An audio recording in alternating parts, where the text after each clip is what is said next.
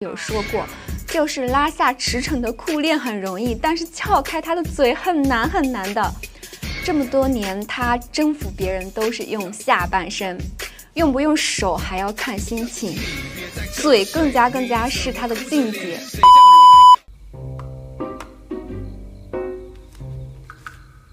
别看驰骋一副纨绔样，他可是正经的清华大学毕业的高材生呢。美国纽约大学。你没有他的家世背景，好歹得懂点文化吧？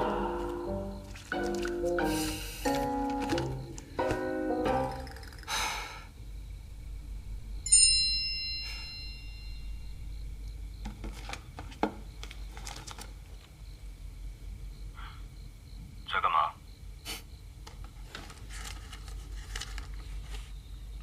在看书呢，啊。小心机，还专门翻书。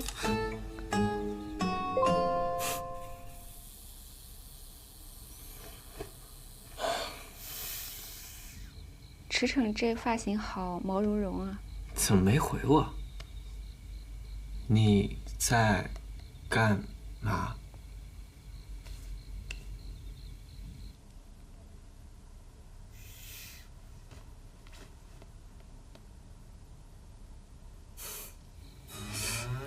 呀！咦！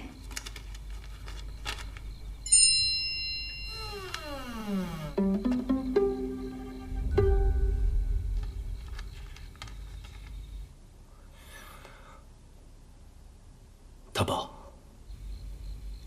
哇！大宝，哎，你到底有事儿没？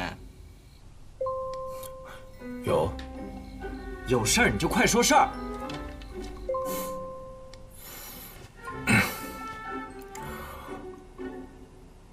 我想上你。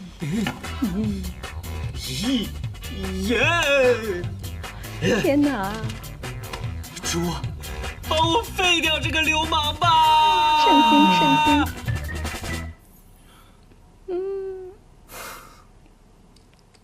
驰骋的嘴唇看着好像是被亲肿了的感觉，就剧里面他的嘴唇有一点点润润的、肿肿的，而且刚刚我看到有一个小点，就是驰骋给无所谓的备注，咋是无所谓呢？之前打电话的时候不已经是大宝了吗？这里是不是剧组没有太注意呀？关于无所谓看书学习这里，其实小说里面多看书这个点是无所谓自己想到的。无所谓很聪明的，他拜江小帅为师，主要是因为自己不懂男恋爱的模式，江主要是在这方面去指导他，其他方面其实都是无所谓自己在准备，自己去筹谋，包括之前他去调查无所谓的家世背景啊，等等等，都是他自己想到的哦，并不是江小帅帮他想到的。哦，好帅啊！哇，天哪！疼不疼啊？不疼。哎，真的好高呀！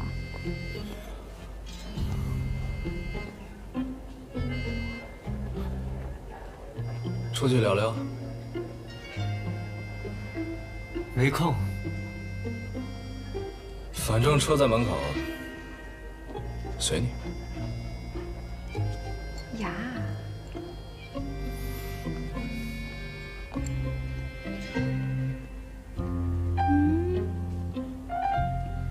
小眼镜儿。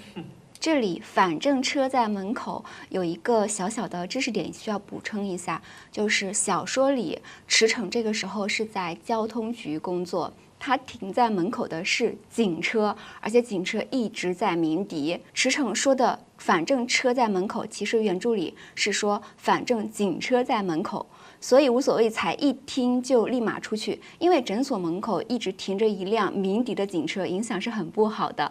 驰骋这里是在小小的拿捏无所谓，当然哦，其实是无所谓设下一个小陷阱，让他觉得自己拿捏住了他。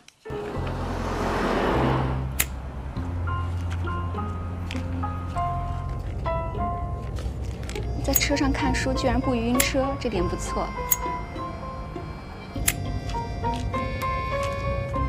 大宝，你看书这么快呢？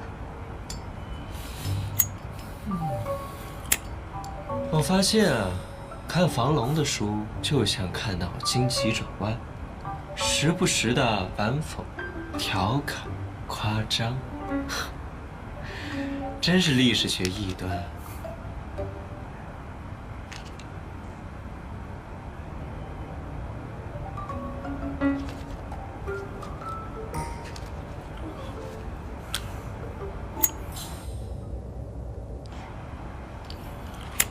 这个小细节很不错呀。驰骋本来是想抽烟的，但是一看到车里还有无所谓，立马就停住了。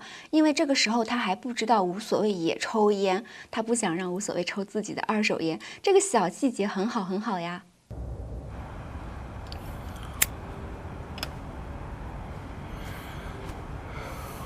去哪儿？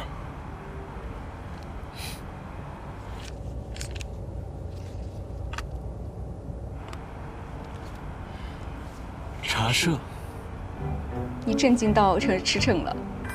哦，在原著里面，无所谓这个时候还是一个小光头的造型。无所谓在车上一直在念叨读书的时候，驰骋真的一直把无所谓读书当作是小和尚念经一样。小说里面这个时候小醋包也在车里的，他听得可认真了。驰骋不把无所谓看书当一回事儿，但小醋包非常非常的当一回事儿，眼睛滴溜溜滴溜溜的就看着无所谓手里的书，尾巴还一摇一晃的。但是因为无所谓读书是不太有感情的，小醋包就这么一摇一晃一摇一晃把自己给晃睡着了。小醋包真的很喜欢很喜欢无所谓的。哇，你说，历史那么有戏剧性，为什么会有人喜欢看小说呢？你觉得宗教能垄断真理吗？我觉得吧，一切不宽恕的行为，都源于人性的恐惧。尤其那些德高望重的人更甚，他们会不惜一切代价去迷惑大众，就像尼采所说的“群盲现象”。你觉得呢？别他妈跟我聊这些狗屁东西，咱俩不如聊聊肛门解剖学。哇，今晚有空吗？怎么，这么快就想被我杀？咦，这音效配得除了今晚很好。时间地点随你。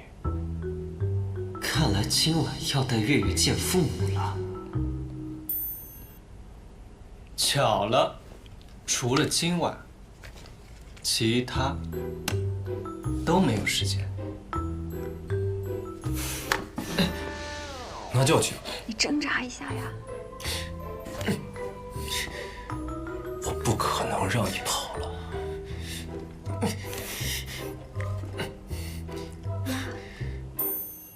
Distinguished guests, ladies and gentlemen, good evening. I'm the bilingual artist Nancy. 能听 It's 吗？ my honor to be here with 当然 you. 听得懂。 Thank you for taking the time to attend this summer concert. First of all, let me invite the pianist, 死装什么狗 John, to bring us his performance. Let's welcome.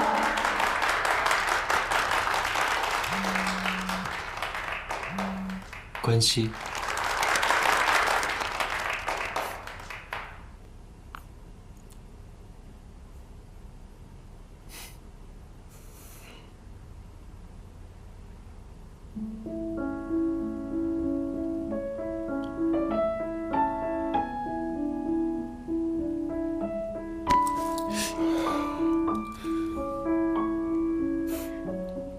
抓紧任何机会占便宜。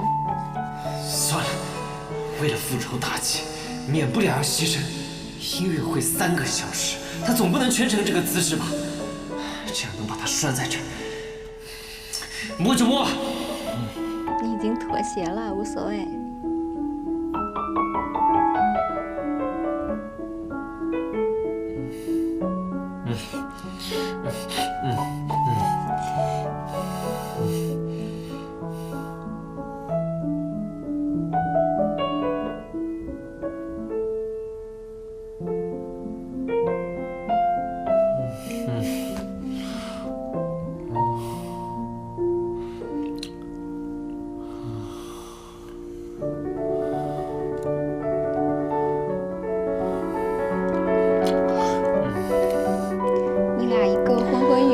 会心猿意马。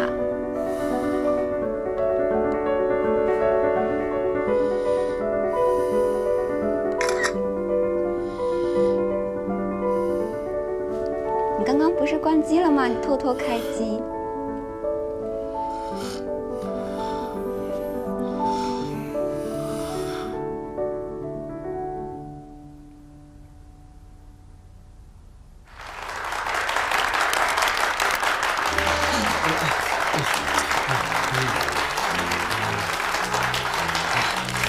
真是一场酣畅淋漓的音乐盛会。无所谓，你怎么可以这么可爱？小说里无所谓也睡着了，睡着的时候头就像是小鸡啄米一样低着。驰骋就把无所谓的脑袋挪过来靠在自己的肩膀上。无所谓找到支撑点之后，睡得更加香了。他鼻子里呼出的那个热气全都钻在了驰骋的领口里。驰骋耳边就再也听不到酣畅淋漓的音乐声了，只能听得到无所谓的呼吸声。驰骋已经很多年没有跟别人同床共枕了，听到无所谓的呼吸声，他很安心。你们懂吗？就是那种呼吸交缠的感觉，超级暧昧的。而且剧里面，驰骋他在无所谓睡着的时候，偷偷用手抚摸无所谓脑门的伤口，无所谓的脑袋就从他的肩膀上滑下去了，被他一把接住，然后把无所谓的脑袋靠在了自己的腿上，手就有意无意地揉搓无所谓的大脑门，脑门上很硬，一脑门的死皮。演出结束之后，无所谓腾的一下就醒来了。醒来的时候，他的右脑还镶着一颗纽扣印，立马就开始跟着鼓掌。当时驰骋的反应就是：我操，这小子忒他妈可爱了，想直接抱到床上猛猛的干，猛猛的睡。他真的是欲望快压制不住了，因为无所谓真的好可爱，这里的表现。别学了。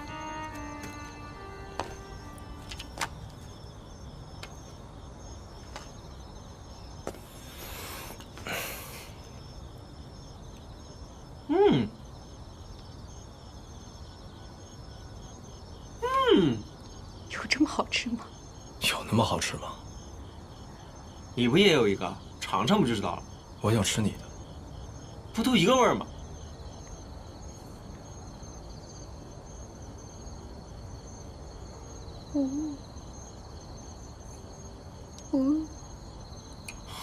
我这个白眼翻的。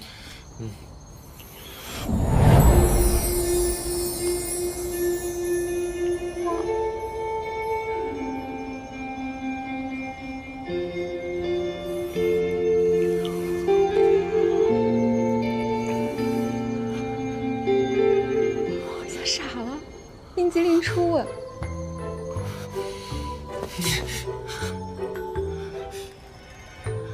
记住，确实是你的比较甜。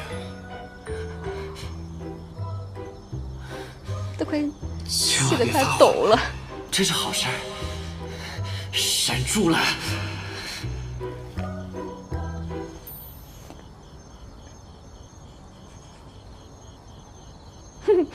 小小男孩。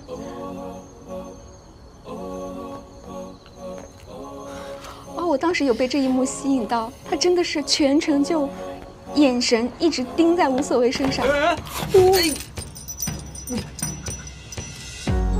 我当时就被这一幕吸引的太纯爱了。对不起。不是，没关系。哎呀，你心乱了，你已经语无伦次了。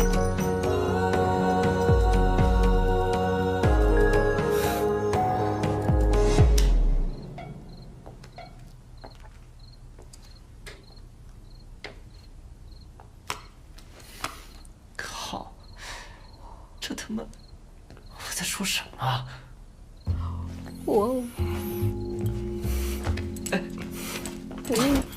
放尊重点。哪里不尊重你了？乱扒别人裤子叫尊重？我就看看我给你买的内裤你穿了没？你买了那么多内裤，那么多款，你怎么知道我穿的是不是你买的？你这不是废话吗？你那些内裤都是我亲自买的。什么牌子、款式、布料，都是我一一筛选的。你当我批发市场进货？啊，之前那个箱子里确实像批发市场进货的。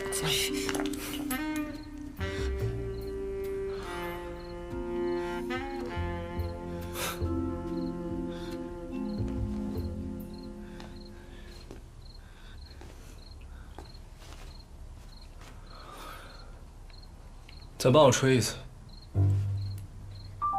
吹什么？糖人儿，糖人。笑死了！这里真的不怪无所谓同学，谁家好人吹糖人说的是再帮忙吹一次啊，不是说再帮我吹一个吗？驰骋这话说的就会让人误会啊。不过无所谓已经被调教出来了嘛，第一反应居然是吹箫。哦，怎么又要吹啊？我女朋友喜欢。越喜欢，他以前可都嫌这些都是破烂玩意儿。驰骋也是，堂堂公子哥，为了一个女人做小伏低，一会儿管我要这，一会儿管我要那的，搞了半天都是为了拿去哄女朋友。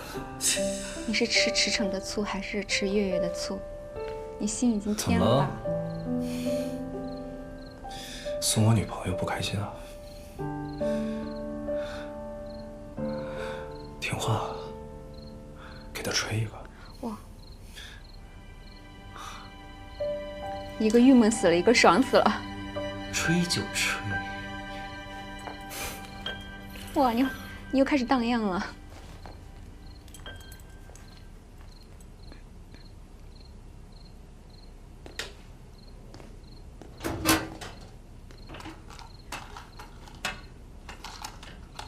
你把这当自己家呢？麝香，什么？麝香。等会儿你就拿这个走。吃了个大便。你干嘛呢？哎，别动，抬头。哇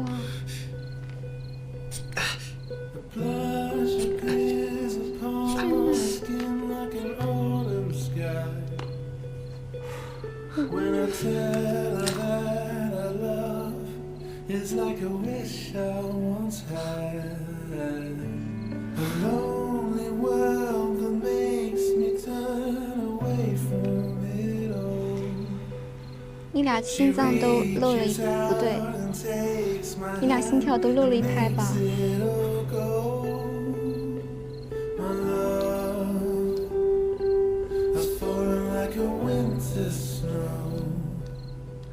无所谓，你沦陷了。你为什么突然对我这么好？你说呢？不知道。就这点觉悟，别当小三了。谁他妈是小三？这个配音好可爱。别碰水。哎，怎么了？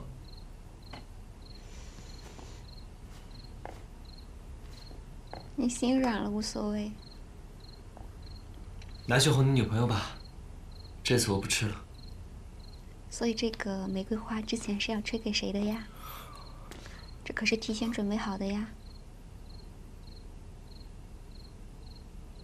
我替她谢谢你。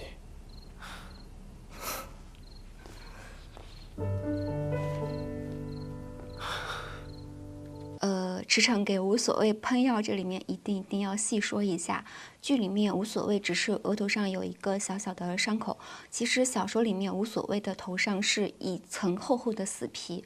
驰骋在音乐会的时候，不是摸到了嘛，所以回来就非常的耐心要把无所谓脑门上的死皮去掉。他真的花费了大量的耐心和大量的爱心。首先是他总是会用手掌心最柔软的地方去帮无所谓揉这个大脑门，一点一点的揉，每一次都要揉好久好久。然后第二个是他四处去寻找那种偏方，就是各个地方去死皮的偏方，不厌其烦的去寻找。第三的是，他还会去买了一台那个活血仪来协助，有时候自己帮他弄，有时候让无所谓自己弄。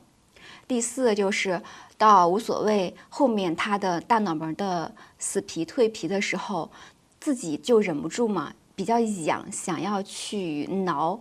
驰骋就一天恨不得打800个电话，告诉无所谓，叮嘱他不许挠。他为了无所谓脑门上的这个死皮，真的是花费了很大的耐心和很大的爱心。在他还没有爱上他的时候，已经先把耐心和爱心给献出去了。这个玫瑰花这样看好好看呀！天哪！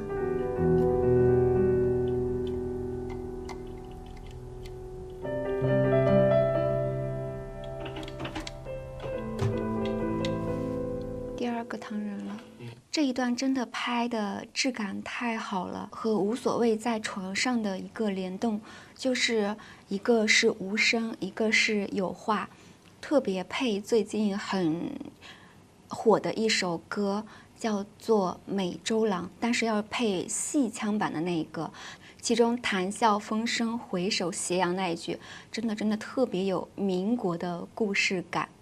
而且还有一点就是，驰骋其实拿着这一个玫瑰花唐人就能够把月月给哄好，月月哄好了，驰骋父母那里面就不会有麻烦，但是他舍不得，因为太稀罕了。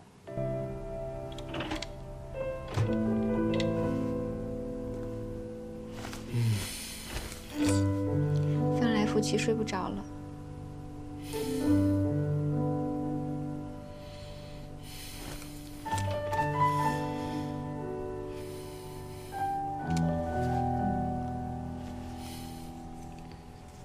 他拿着是那瓶药哎。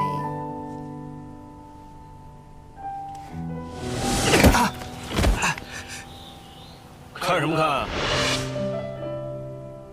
辗转反侧。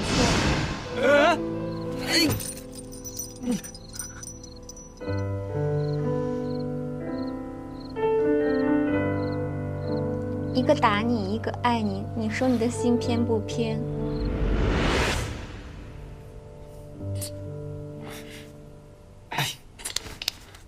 哎，别打自己，宝贝。他和王正龙有什么区别？别打自己。不过都是抢我女朋友的花花公子哥罢了，而且他比王正龙还花心呢，吃着碗里的，看着锅里的。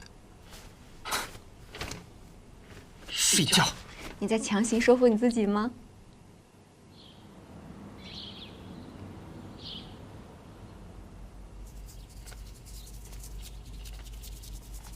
他走了？早走了。几点走的？差不多晚上9点吧。啊？他昨天没睡这儿啊？我凭什么让他睡这儿？你们两个不会什么都没干吧？吹了个唐人。就吹唐人，能不能干点别的啊？你以为我想吹啊？是他一直要不是老子为了钓他，我能去这卖艺吗？你别只卖艺啊，你卖身啊！你说什么？我的意思是，钓男人不是这么钓的，毕竟男人是肉食动物，光行去太单调了。再这么下去，驰骋都换了几任了，月月也跟着别的男人跑了，你去报复谁去啊？我是觉得你得多给他点肯定的回应，趁热打铁，一举拿下。大宝，你先把嘴巴漱了，你的牙膏泡沫还在嘴巴里呢。你俩昨天真的一点身体接触都没有吗？有。他偷吃我嘴角的冰淇淋，算不算？算啊，怎么不算？你怎么回应的？这还要回应？是他嘴里的呀，多好的机会啊！大哥，你不嫌脏，我还嫌脏呢。这牙刷好可爱。小帅，你现在变了，现在已经开始八卦了。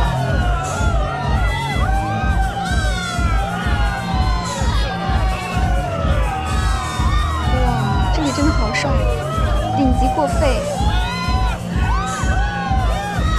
哎，抽的是雪茄哎。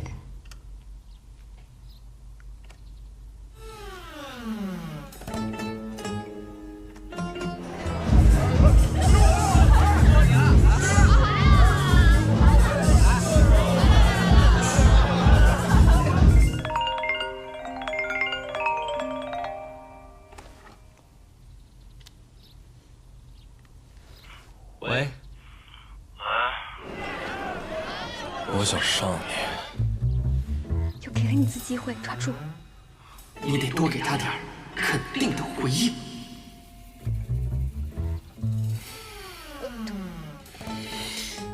Me too。你说什么？不要虚，我说大胆说。想上你。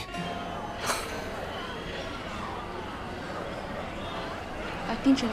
哎，池少怎么了？要不要跟我喝一杯？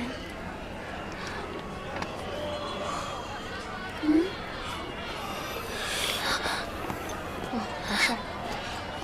这身段。哎呀，我都干了什么？干得好，干得棒！你真跟他说迷途啊？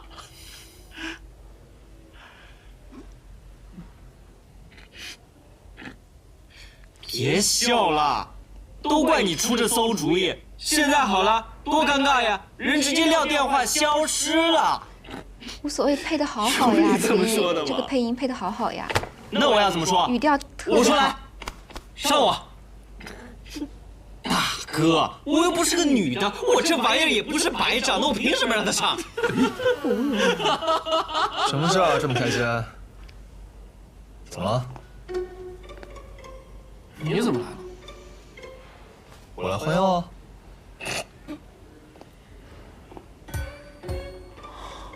哇塞！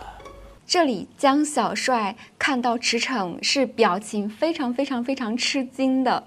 他吃惊，一方面是因为驰骋今天的穿搭确实真的很帅，另一方面是因为小说里郭成宇为了追江小帅，一直让身边的人装病。今天是这个兄弟扭脚了，明天是另一个朋友划手了。他这一次来找的借口说是有个哥们儿月经不调，然后他的话刚说完，1.9米大个的驰骋就进来了，跟郭成宇的衔接非常的丝滑，所以江小帅才是一脸惊掉下巴的样子。你怎么在这儿？驰骋怎么来了？我怎么知道的？这里真的是瓜花分明。诊所，老子来换药，很正常吧？你过来干嘛？你家和公司都离这儿挺远的吧？周围没医院啊？现在怎么办啊？我怎么知道啊？哟，干嘛？你这速度也太快了吧！我还没得手呢，你就杀过来了，你有病吧你？好可爱，无所谓。你看上的是他？江小帅半蹲那个也挺好玩的。我看上的是他。是他。两脸懵逼。出去聊聊。走吧。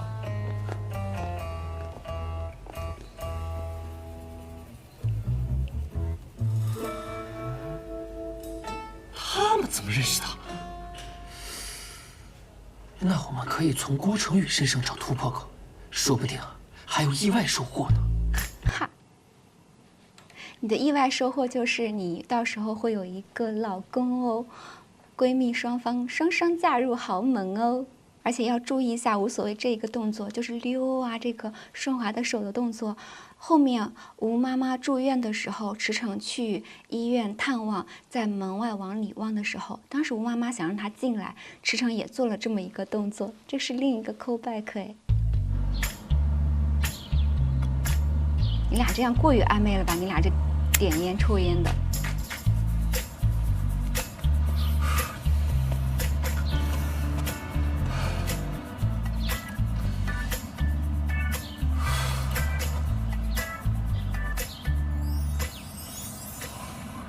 伤怎么弄的？在你们仓储基地食堂划伤的。我们公司食堂你去干什么？这不是听说你们那个新食堂味道好，大厨厉害，我寻思过去尝尝味道，想着能不能挖走几个大厨。所以呢，挖走了吗？你们那儿的大厨啊，防我就跟防贼一样。大厨没挖走，我倒是挂彩了。怎么还？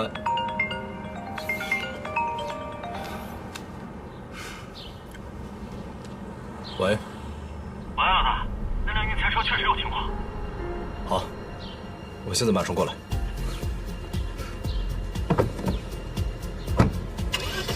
这蛇还是比人重要啊！哎，郭成宇真的太通透了，看得太透了，老狐狸。刘王，你把无所谓这个人所有的详细资料调查一下，发我一份。OK。郭成宇真的是老油饼。小说里面有这么形容过：驰骋是蟒，郭成宇是眼镜蛇。眼镜蛇是足够的老练，所以说狠辣老练才是郭成宇的底色之一。所以也很遗憾，后面郭成宇在处理孟涛的剧情时，有一点过于的草率。那里本来是原著肾上激素飙升最快的剧情，真的好可惜。但是等到那一集的时候，一定会跟大家细说一下的。这个，哦，好可爱。怎么了？没事。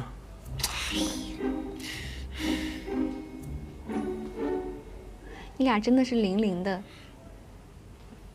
那个，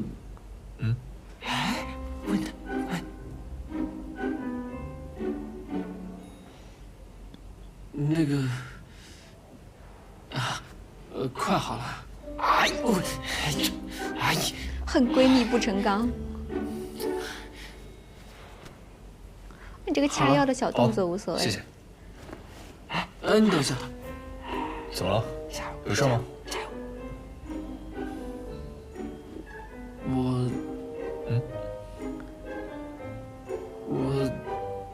对，就这样。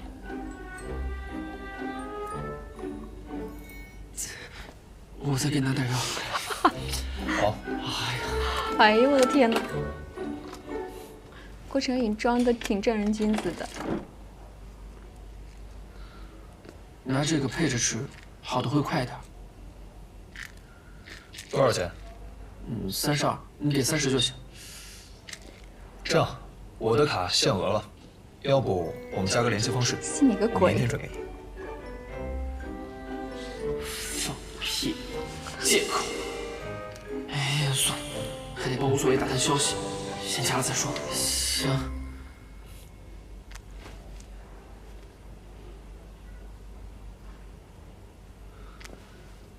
那我先走了，明天我再转给你。哎呀，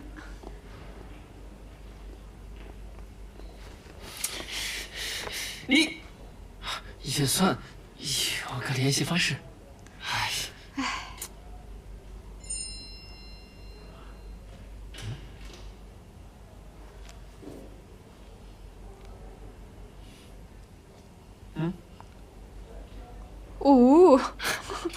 竟然是发射爱心。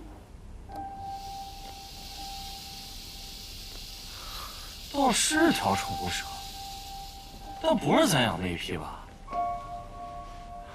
是拉黑的幼崽。咱的蛇产卵了？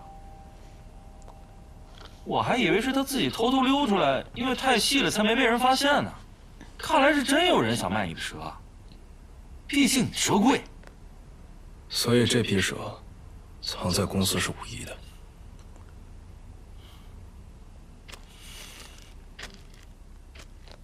运菜车，食堂。你俩终于反应过来了呀！你们那儿的大厨防我就跟防贼一样。你发小给你暗示多久了呀？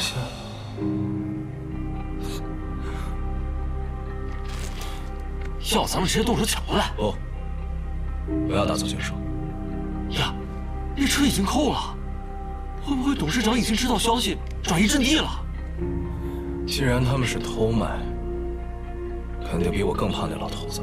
你叫你爹老头子，而且肯定不止一个人。好好利用一下。你爹还行，也不是特别老头子。那么大批蛇，你当他面这么喊试试。从公司抢出来，可不容易啊。董事长有可能安排了很多人手，就算我们抢出来了，也是两败俱伤，也难保老爷子会不会再抢一次。得找个永绝后患的办法。现在郭成宇已经知道这个消息了，我和老爷子两败俱伤，倒让那孙子捡到便宜了。郭成宇，他是怎么知道的？他几百个心眼子，你又不是不知道。蜂窝煤一样的心眼子。啊。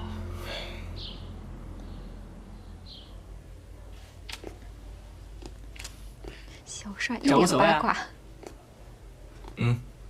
礼物呢？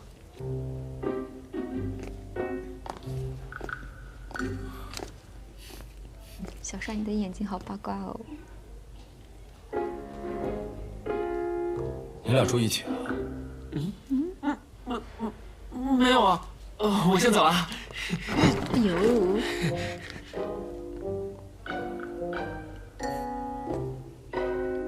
其实这里面本来是一场夜戏，剧组可能是为了好拍，所以很多夜戏都改成白天了。关于你俩住一起啊，因为这个时候已经是晚上9、10点了，江小帅还在诊所，所以池诚才会问这么一句，说你俩在一起吗？江小帅是故意留下来的，因为之前无所谓有对池诚说我也想上你嘛，他担心无所谓会出事，担心池诚会生气强上无所谓，他想着自己在的话，好歹是一个医生，能够帮无所谓照应一下。江小帅对无所谓真的是挺掏心掏肺的了。哇，这里真的好好看，好可爱，这里蓝色战衣，这发型也挺好的。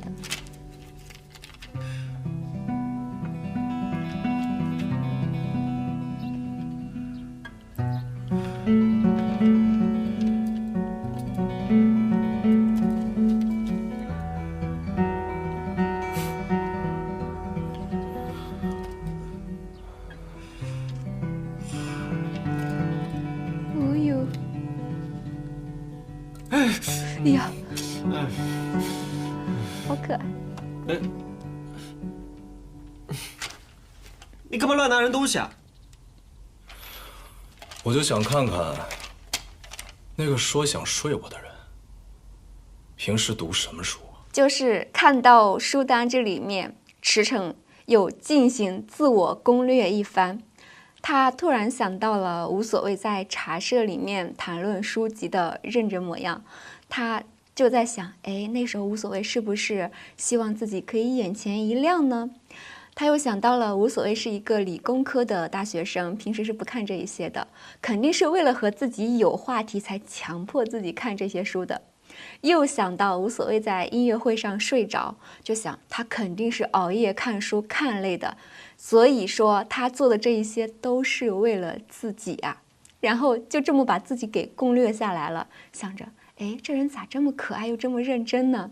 这么一边笨拙地接近自己，一边又笨拙地假装疏远自己，不知不觉中池诚就这么沉沦了。我就想看看那个说想睡我的人，平时读什么书啊？怎么还记得这事儿？我以为一感动就忘了他。哇，好可爱！什么时候对我有欲望了？我对你真他妈没有那种想法。大宝，我相信你。白天开始，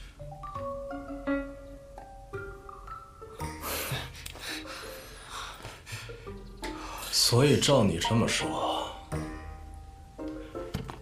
哎，之前的种种相遇都是你故意安排的。明明是你安排的，还他妈推我身上了。是，侵略性好那你强，为什么不直接说喜欢我？好可爱。害羞了。耳垂可是无所谓的敏感点，你手在摸耳垂，哎呦，你难道不想吗？我是想，还是不想？你问谁呢？笑死了！我是想还是不想呢？他是真的在问，他在问江小帅呢。因为这个时候江小帅正把脑袋贴在门外偷听墙角。无所谓知道江小帅在，所以才会说我到底是想还是不想呢？而且这句话说的非常的大声，江小帅在门外听到都被气笑了。也因此知道，哎呀，就是池诚应该不太会生气，无所谓，应该不会出什么大事儿，这才敲了敲门说我走了啊，然后才安然的离开。所以无所谓这一句话其实真的是在问，他是在问江小帅呀。我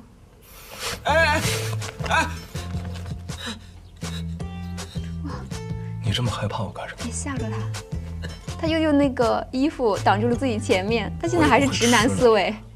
不是怕，我是从来没这么来过呀。我是男的，你想干什么？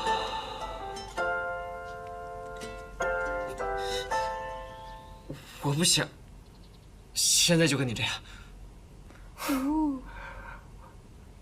怎么？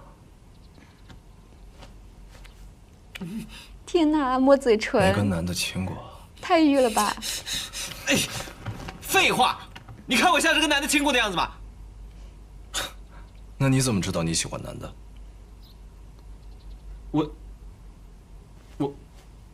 我也不知道我喜不喜欢男的，但我就知道我喜欢你。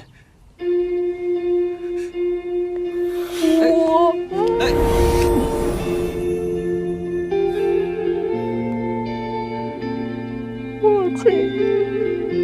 去，天哪！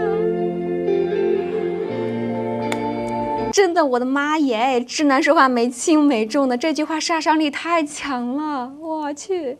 我记得我好像之前在第1集还是第2集的时候有说过，就是拉下池诚的裤链很容易，但是撬开他的嘴很难很难的。这么多年，他征服别人都是用下半身，用不用手还要看心情。嘴更加是他的境界，除了他养的那一批蛇，尤其是小粗包，没有别人去碰过他的嘴。但是今天他为无所谓破戒了，不仅动用了嘴，他后面其实还动了手。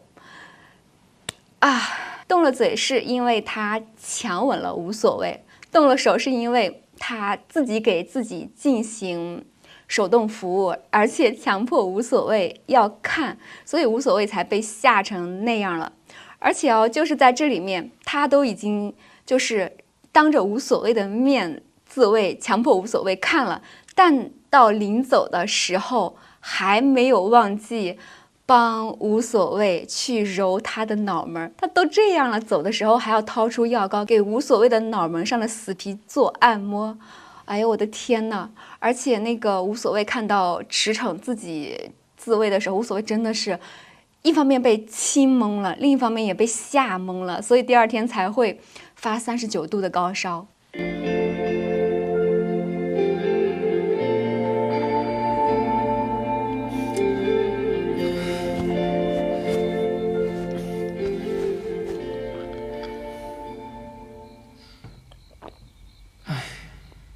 也不知道无所谓和池诚进展到哪一步了。还有那个郭成宇，他和池诚看着关系不一般啊。他当初是怎么找到我诊所的呀？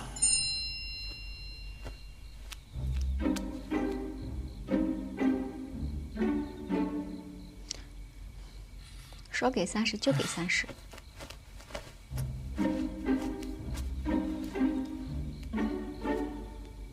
怎么这么沉得住气？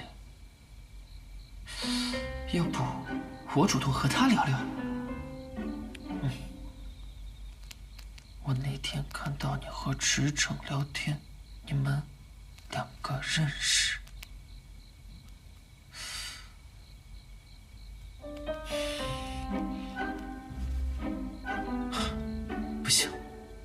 目的性太强了，万一要是觉察到什么，再去查无所谓老底，那就得不偿失了。他已经去查了，到底发不发？一直在输入中，输入中。我去，还他妈给我屏蔽了！笑死！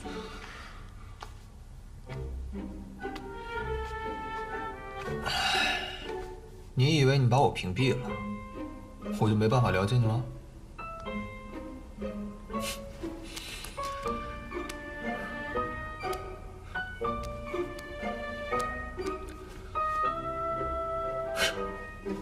这么爱八卦，他真的很八卦，小帅。挺可爱的。哟，45个粉丝了。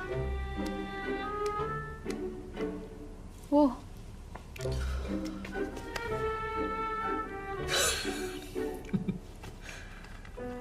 看着挺清心寡欲的，没想到这么闷骚。他闷骚，你明骚，你俩绝配。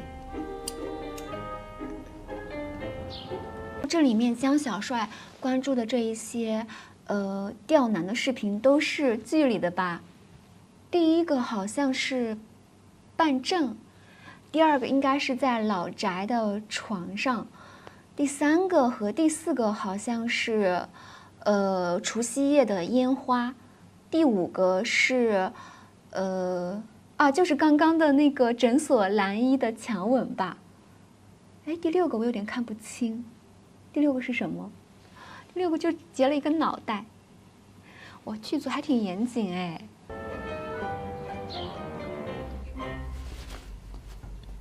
还没起啊？不想起。不想起？为什么不想起啊？小帅，你好八卦哦。我想死。他不会那个你了吧？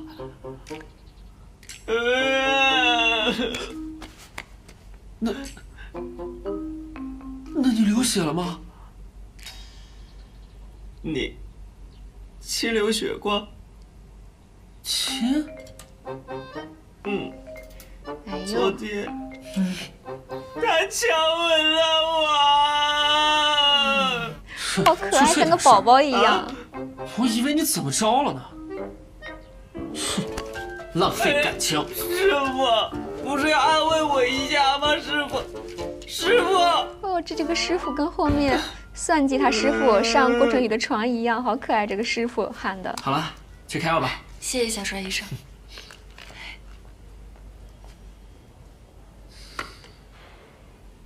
这货不会真出什么事了吧？大卫，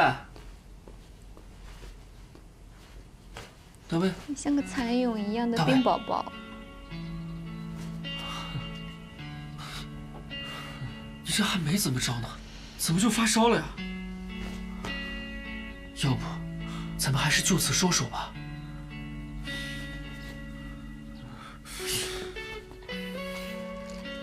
你这心理素质，还是踏踏实实养你的蛇吧。以后上市了，卖个好价钱，再开个门店，说不定会有好多女孩子来追你呢。小帅好好呀。哎，你干嘛？在我的字典里，没有半途而废。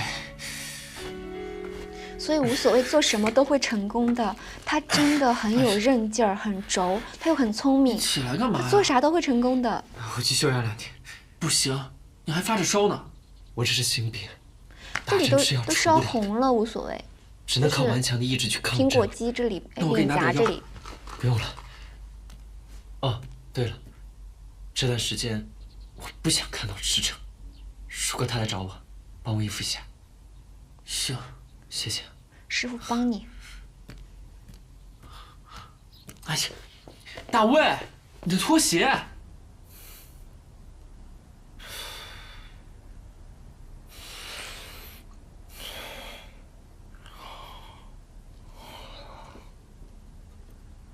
我也不知道我喜不喜欢男的，但我知道，我喜欢你。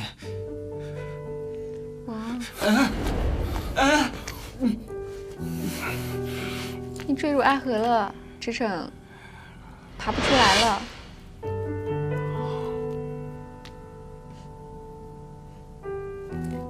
他喝的是拿铁吧？霸总一般不都是喝美式吗？还得是冰美式。霸总不喝甜甜的拿铁哦。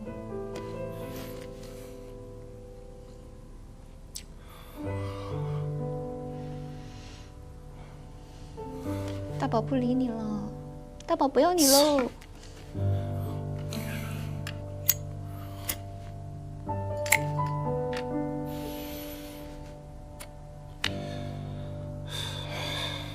你恋爱了。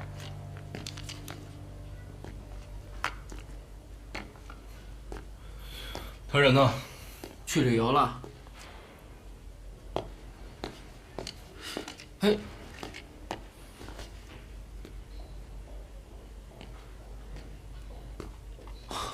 你给他拿走，回来指定跟你急。今天这一套还他急了蛮帅，自然就会来找我。白色板鞋。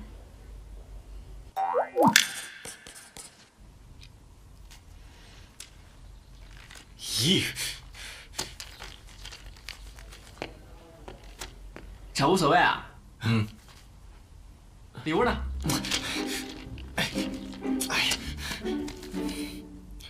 哇，好可爱！天哪，这一幕。